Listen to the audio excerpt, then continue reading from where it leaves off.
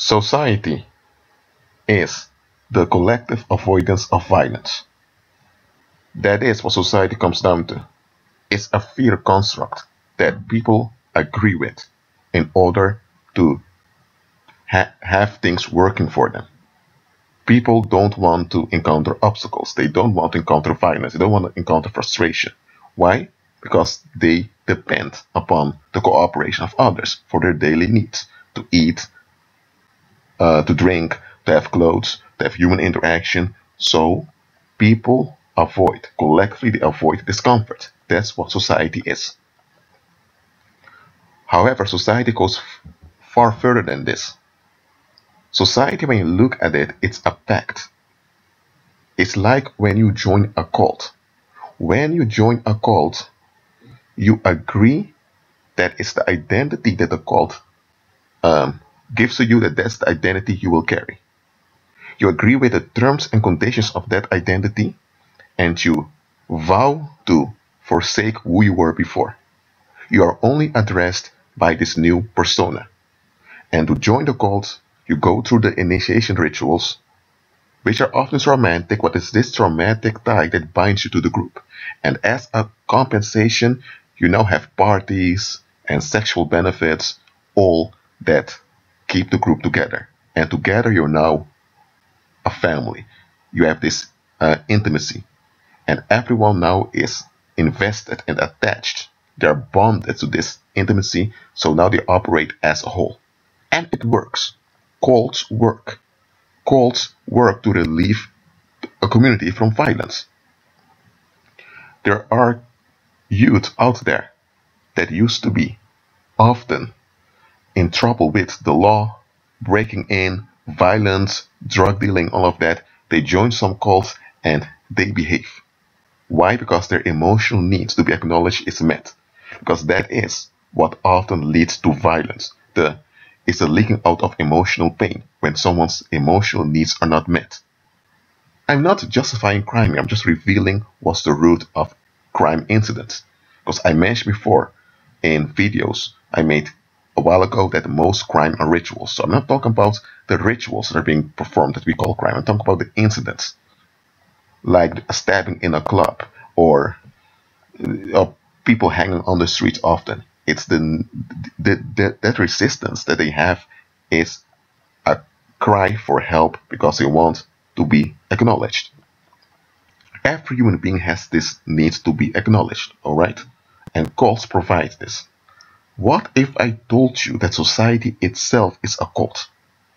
What if I told you that this whole world is a cult? But that on local, geographical places, you have subcults that belong to that big cult. This world is a cult.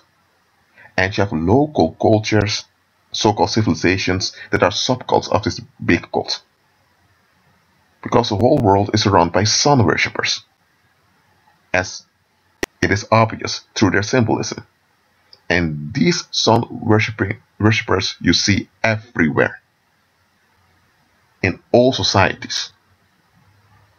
And to be part of society, the same as you do when you want to join a cult, you need to agree with the terms of society. Now, one of the terms of society is that you keep the taboo silent. You keep the pact of violence silent. For example, there are expectations how children ought to behave. Nobody really questions those expectations, whether they are healthy or not. They just have an expectation that a parent has to be venerated. And no matter how abusive or out of control the parent is, as a child or as a grown adult, you always need to venerate your parents. If someone doesn't do it, someone ought to be punished, someone ought to be mistreated. This is a common code in most cultures. So when you have a grown man or a grown woman deciding going no contact, or they lower contact with their parents because their parents are abusive, people act out against those people. So in order to prevent the people around them to turn against them, they remain in a toxic relationship and they blame themselves instead of pointing out that something ain't right here. Why? Because as part of society, It's your obligation to keep the violence hidden, the violence that the group together enact. This may have been something new for you, to hear someone say that society is a cult. You have secrecy, those are taboos, things you just don't do. And most of the time, people can't explain why you can't do certain things, but you just don't do it. You have symbolism that they use to recognize one another. Well, you have that in the media, you have that in the streets. So you also have certain figures that have privileges that can't be defended. You have certain people that are left out and they're perceived as the bad ones. And people kind of agreed that you have a right to mistreat those people, but nobody would outright come and say it like this. You have to earn your existence. All of these things are signs of a cult. Yet nobody makes the link and sees that society itself is a cult. Why is this? It's due to cognitive dissonance. People don't want to admit they belong to a cult. Look, nobody in their right minds would join a cult just to join a cult. People are drawn into cults. What if I told you that the reason why some people are so vulnerable to be drawn by extremist groups is because they were already the collective victims of another cult, which is society itself? What I propose now, people may say that sounds too extreme, but just think about it. If you have people that have been economically neglected by society, those people grow up traumatized, they grow up with all kinds of wrong thinking patterns, and they grow up with a stigma on them that the rest of society enforces.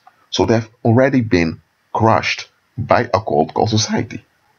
And now you have another cult that comes, whether it's in the form of Islamist extremism or neo-Nazis or some extreme leftist group. It doesn't matter which label they carry. Now you have a smaller cult that comes by and feeds them their emotional needs, and now they become attached to that group. And because they now, for the first time in a while, they feel at home, they are willing to give everything for the group. That is how extremism and terrorism is bred. It isn't just people that become crazy and join a weird group. It's society. It's like this. It's the damage control of society that failed.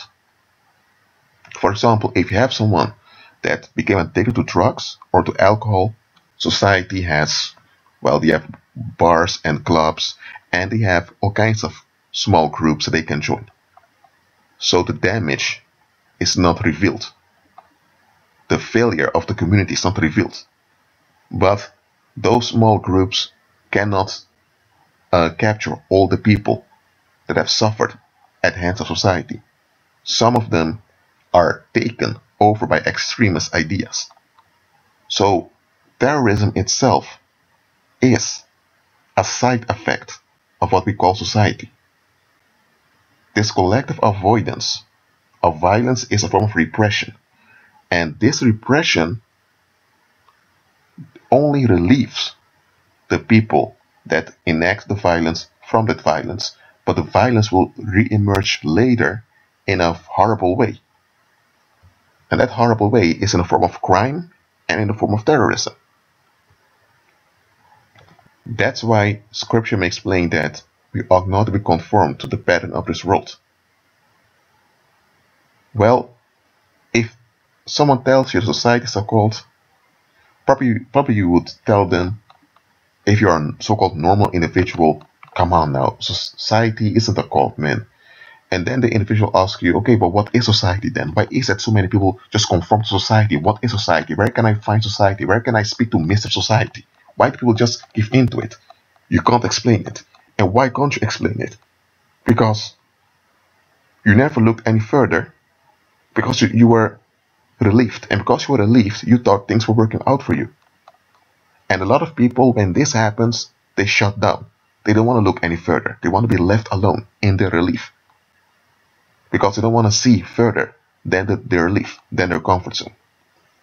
Well, all of those that are born again, we have seen farther than your comfort zone, and you see what the world really is. Well, that being said, agree with Christ, be at peace.